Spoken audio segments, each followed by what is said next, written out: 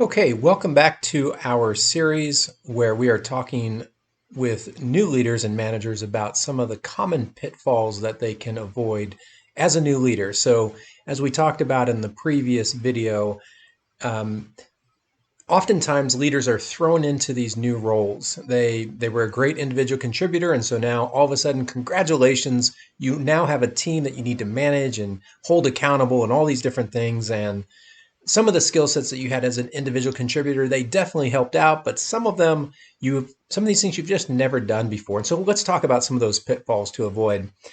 Now, as I go through these, I'm going to break it into 4 different sections that we're going to talk about. There's mistakes that can be made in the leadership, kind of high level leadership decisions that you're making.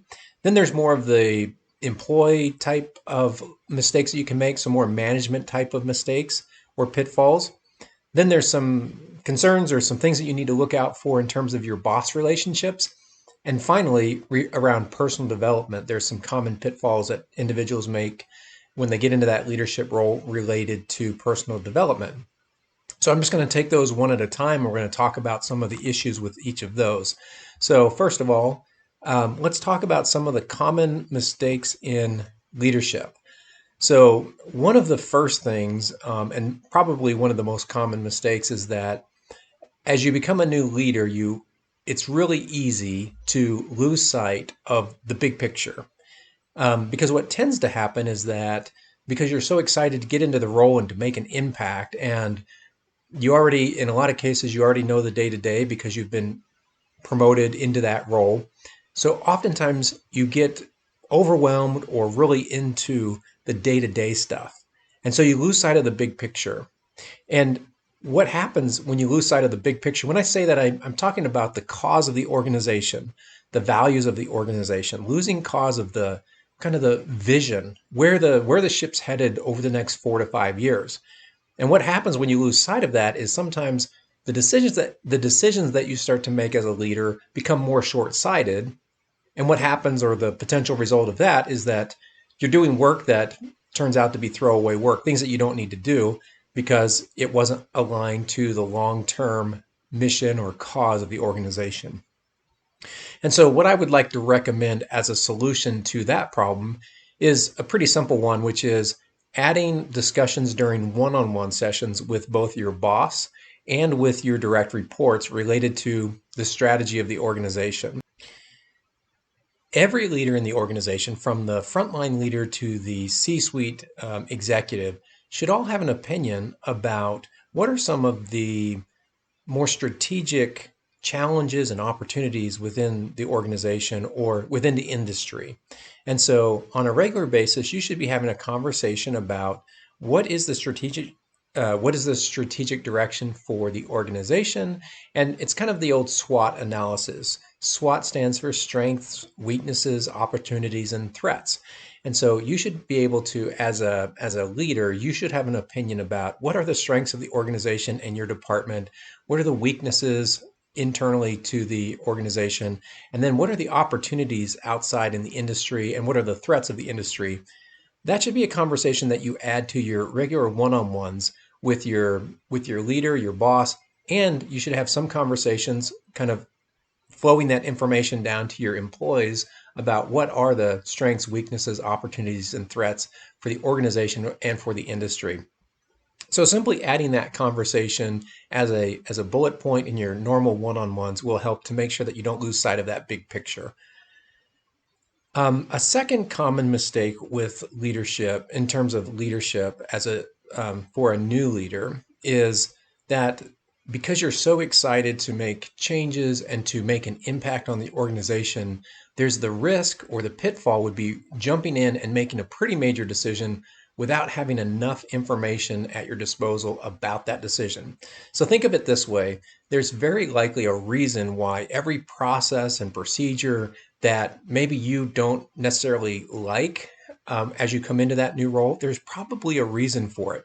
There's probably a reason that a specific system was chosen, that a process was put in place, that the policy is there for a reason. And very likely there's someone at the organization who implemented that or put it into place for a specific reason. And so by going in and automatically making this change or being really quick to make a change, you could be offending some champions of the previous policy. So you could be offending people without knowing it. And you also may not have all the details you need in order to make that decision. You may not have the context about how it impacts other departments or the entire organization. And so my caution would be, don't make any major decisions without some careful thought and just taking some additional time, probably longer than you think you need to before you make any major decisions. Now, short-term wins are a really good thing. So if you can see there's a fairly minor policy or a procedure, or maybe your employees are complaining about, we're always required to do X, Y, Z, and it really doesn't make sense, that's a pretty good indicator you've got a really good short-term win. If it's something fairly minor, you get buy-in from all your staff, your manager is on board, there's agreement to it. Let's go ahead and implement that and get that short-term win. But for significant changes, if you do it too soon, you're going to risk alienating some people who likely helped to implement what you're changing after just being in the role for a short time. So that's the second thing. Third thing, in terms of pitfalls regarding new leaders in the leadership role, is not setting clear goals. So this is actually not a mistake that's just made by new leaders. This is a mistake that's made throughout the organization with really experienced leaders in my experience. So I've met with leaders at all levels who don't have really clear goals with their staff members. And a lot of times their excuse is, well, they're doing the day-to-day. They're so busy. They know what they're doing. Like they know what they're doing. We just don't need to talk about it. Actually, you do need to talk about it, and you need to put it down on paper so that you both are agreeing to what's important and what the outcome's going to be. So as you get into that new team now, likely you're going to have to rely on what their previous goals have been. That's probably going to be your starting point. Again, don't get in there and make major changes right away. Figure out why they're doing what they're doing. So keep the goals that they currently have in place, understand them, make sure that if they don't make sense, you get agreement from 360, from those below, above, sideways of the organization that are agreeing that those goals need to change. Start with what they've got, but be very clear that you are going to be following up on those goals. You're going to be clear about what the accountability is, and that's going to be a regular part of your one-on-one as well. A great way to make sure that you've got the goals in place that should be there is to run those by your boss. So what are the goals that your boss has for you, and do those match up with what your goals and accountabilities are for your staff members? There should be alignment between your boss's goals, your goals, and your employee goals. Now, here's the great thing about goals, or maybe not so great, but they change on a regular basis, right? So once upon a time, you would set goals on an annual basis. You would set goals one time a year. Can you imagine setting goals one time a year and expecting those to be like the same? As quickly as things are moving and technology is changing, I think it's more realistic to expect to set goals about every 3 months. So you may have some long-term annual goals, but you need to be flexible with those. And you do that by setting interim quarterly goals as you go. So a common pitfall is not setting the goals. The only way to correct that pitfall is to set goals. And generally you do that by making sure there's alignment between your boss's goals, your goals, and your team's goals.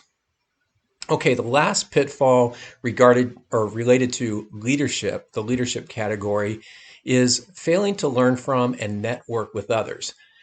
Now, networking, I'm an introvert, and networking for me is probably one of the hardest things that I can be asked to do.